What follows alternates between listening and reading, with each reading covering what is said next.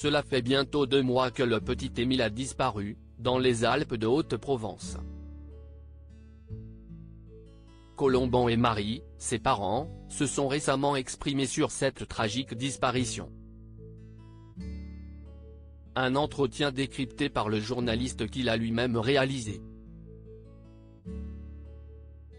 Récemment, les parents du petit Émile, enfant de 2 ans qui a disparu dans le hameau du Haut-Vernay, Alpes de Haute-Provence, le 8 juillet dernier, se sont exprimés sur la brutale disparition de leur fils lors d'une interview réalisée par Famille Chrétienne.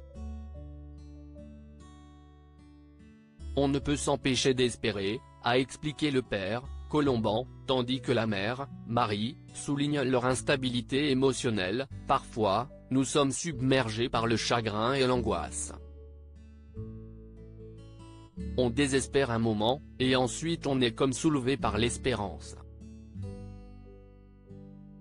Ils comptent toutefois sur leur fervente croyance en Dieu pour garder espoir. Nous continuons à implorer le Seigneur. Nous ne tournons pas la page et nous continuons à espérer. Un entretien poignant, décrypté par celui qui l'a lui-même réalisé, à savoir Samuel Pruvot. Les parents d'Émile, note de la rédaction, prennent sur eux pour ne pas pleurer, a notamment relevé le rédacteur en chef de Famille Chrétienne à BFM TV. Ajoutant ensuite que tous ceux qui étaient réunis autour de la table ont été submergés par l'émotion. Il a également été marqué par l'humeur changeante des parents, chose déjà soulignée par Marie comme nous venons de l'évoquer, sur leur intime conviction, ce qui est très difficile à admettre, si est que ça peut changer d'un quart d'heure à l'autre.